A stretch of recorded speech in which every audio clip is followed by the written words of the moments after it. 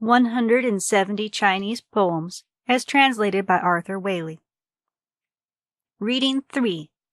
17 Old Poems. The following 17 poems are from a series known as the 19 Pieces of Old Poetry. Some have been attributed to Mei Sheng, 1st century BC, and one to Fu Yi, 1st century AD. They are manifestly not all by the same hand, nor of the same date. Internal evidence shows that number 3 at least was written after the date of Mei Sheng's death. These poems had an enormous influence on all subsequent poetry, and many of the habitual cliches of Chinese verse are taken from them. I have omitted 2 because of their marked inferiority. Poem 1. On and on, always on and on. Away from you, parted by a life parting, going from one another 10,000 li, each in a different corner of the world. The way between is difficult and long. Face to face, how shall we meet again? The Tartar horse prefers the north wind, the bird from Yue nests on the southern branch. Since we parted, the time is already long. Daily my clothes hang looser round my waist. Floating clouds obscure the white sun. The wandering one has quite forgotten home. Thinking of you has made me suddenly old. The months and years swiftly draw to their close. I'll put you out of my mind and forget forever, and try with all my might to eat and thrive.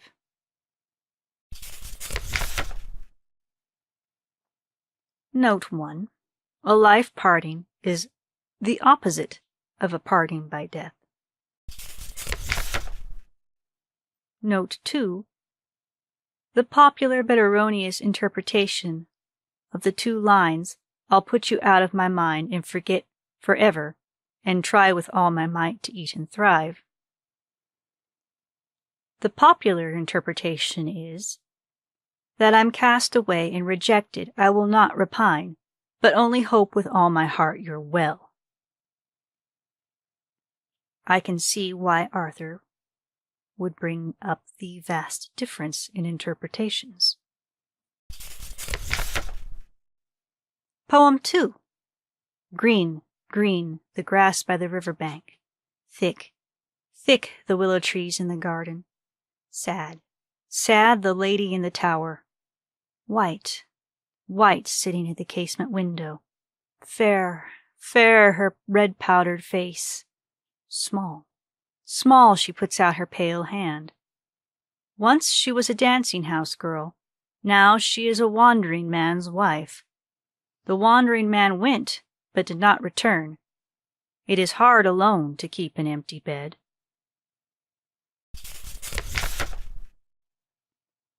Poem 3. Green, green, the cypress on the mound. Firm, firm, the boulder in the stream. Man's life lived within this world is like the sojourning of a hurried traveler. A cup of wine together will make us glad, and a little friendship is no little matter. Yoking my chariot, I urge my stubborn horses. I wander about in the streets of Wan and Lo. In Lo Town, how fine everything is. The caps and belts go seeking each other out. The great boulevards are intersected by lanes wherein are the town houses of royal dukes. The 2 palaces stare at each other from afar. The twin gates rise 100 feet. By prolonging the feast, let us keep our hearts gay and leave no room for sadness to creep in.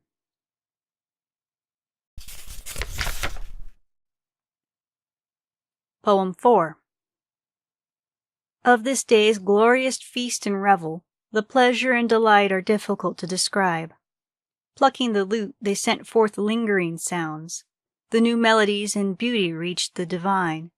Skillful singers intoned the high words. Those who knew the tune heard the trueness of their singing.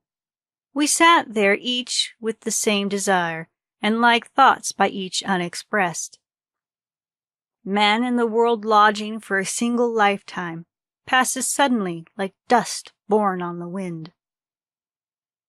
Let us hurry out with high steps, and be the first to reach the highways and fords, rather than stay at home, wretched and poor, for long years plunged in sordid grief. Poem 5. In the northwest there is a high house, its top level with the floating clouds. Embroidered curtains thinly screen its windows.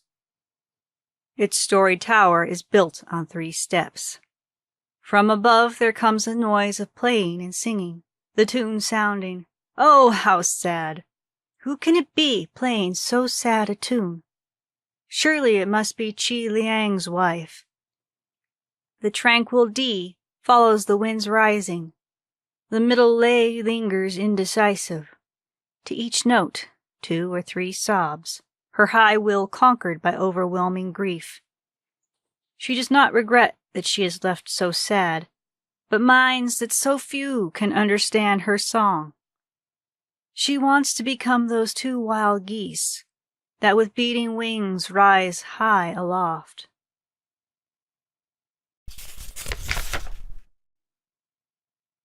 Poem 6. Crossing the river, I pluck hibiscus flowers. In the orchid swamps are many fragrant herbs. I gather them, but who shall I send them to? My love is living in lands far away. I turn and look towards my own country. The long road stretches on forever, the same heart, yet a different dwelling, always fretting till we are grown old. Poem 7. A bright moon illumines the night prospect. The house cricket chirrups on the eastern wall. The handle of the pole star points to the beginning of winter. The host of stars is scattered over the sky. The white dew wets the moor grasses. With sudden swiftness the times and seasons change. The autumn cicada sings among the trees. The swallows, alas, whither are they gone? Once I had a same-house friend. He took flight and rose high away. He did not remember how once we went hand in hand, but left me like footsteps behind one in the dust. In the south is the winnowing fan and the pole star in the north, and a herd boy whose ox has never borne the yoke. A friend who is not firm as a great rock is of no profit and idly bears the name.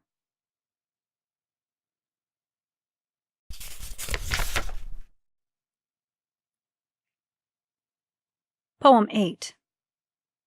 In the courtyard there grows a strange tree. Its green leaves ooze with a fragrant moisture. Holding the branch, I cut a flower from the tree, meaning to send it away to the person I love. Its sweet smell fills my sleeves and lap. The road is long. How shall I get it there? Such a thing is not fine enough to send, but it may remind him of the time that has passed since he left.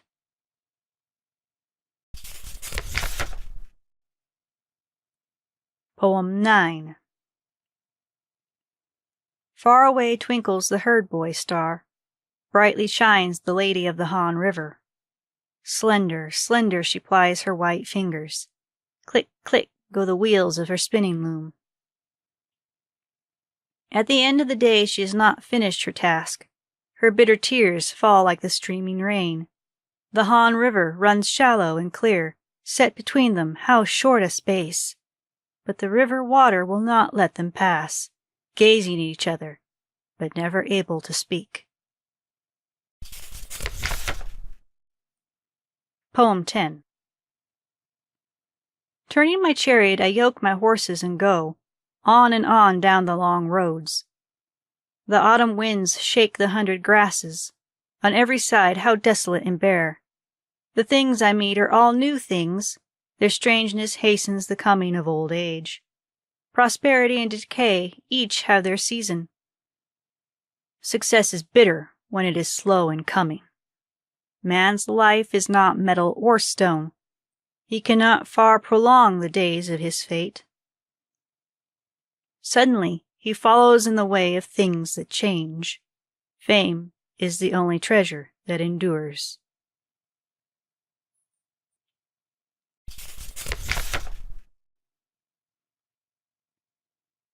Poem 11. The eastern castle stands tall and high. Far and wide stretch the towers that guard it. The whirling wind uprises and shakes the earth. The autumn grasses grow thick and green. The 4 seasons alternate without pause. The year's end hurries swiftly on. The bird of the morning wind is stricken with sorrow. The frail cicada suffers and is hard pressed. Free and clear, let us loosen the bonds of our hearts. Why should we go on always restraining and binding? In Yen and Chow are many fair ladies, beautiful people with faces like jade. Their clothes are all made of silk gauze. They stand at the door practicing tranquil lays. The echo of their singing, how sad it sounds! By the pitch of the song, one knows the stops have been tightened. To ease their minds, they arrange their shawls and belts. Lowering their song, a little while they pause. I should like to be those 2 flying swallows who are carrying clay to nest in the eaves of your house. Poem 12. I drive my chariot up to the eastern gate. From afar I see the graveyard north of the wall. The white aspens, how they murmur, murmur. Pines and cypresses flank the broad paths. Beneath lie men who died long ago. Black, black is the long night that holds them. Deep down beneath the yellow springs, thousands of years they lie without waking. In infinite succession light and darkness shift, and years vanish like the morning dew. Man's life is like a sojourning. His longevity lacks the firmness of stone and metal. Forever it has been that mourners in their turn were mourned. Saint and sage, all alike are trapped, seeking by food to obtain immortality. Many have been the dupe of strange drugs. Better far to drink good wine, and clothe our bodies in robes of satin and silk.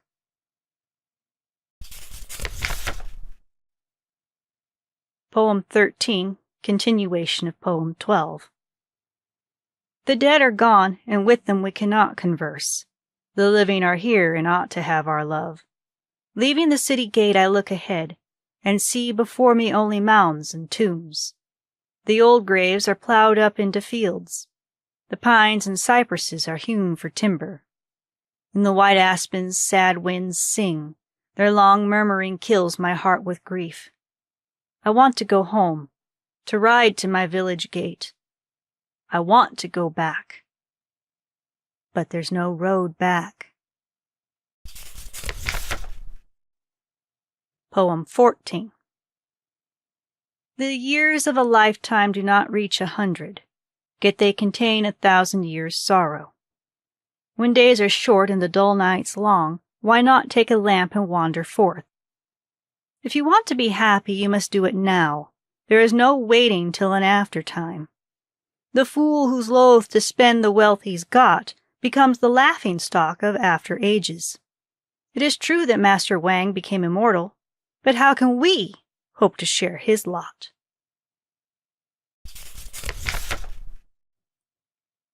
Poem 15. Cold, cold the year draws to its end. The crickets and grasshoppers make a doleful chirping. The chill wind increases its violence. My wandering love has no coat to cover him. He gave his embroidered furs to the lady of Lo, but from me, his bedfellow, he is quite estranged. Sleeping alone in the depth of the long night, in a dream I thought I saw the light of his face. My dear one thought of our old joys together. He came in his chariot and gave me the front reins. I wanted so to prolong our play and laughter, to hold his hand and go back with him in his coach. But when he had come, he would not stay long, nor stop to go with me to the inner chamber.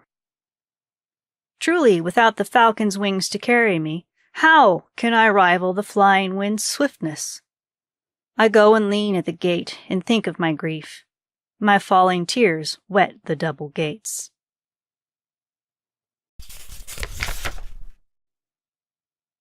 Poem 16. At the beginning of winter a cold spirit comes. The north wind blows, chill, chill. My sorrows being many, I know the length of the nights. Raising my head, I look at the stars in their places. On the 15th day the bright moon is full. On the 20th day the toad and hare wane. A stranger came to me from a distant land and brought me a single scroll with writing on it. At the top of the scroll was written, "Do not forget." At the bottom was written, "Goodbye forever." I put the letter away in the folds of my dress. For 3 years the writing did not fade. How with an undivided heart I loved you, I fear that you will never know or guess.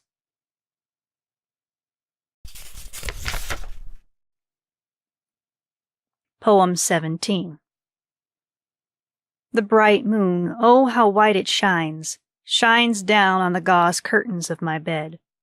Racked by sorrow, I toss and cannot sleep. Picking up my clothes, I wander up and down. My absent love says that he is happy, but I would rather he said he was coming back. Out in the courtyard I stand hesitating, alone. To whom can I tell the sad thoughts I think? Staring before me, I enter my room again. Falling tears wet my mantle and robe. And that concludes this third reading of 170 Chinese poems as translated by Arthur Waley.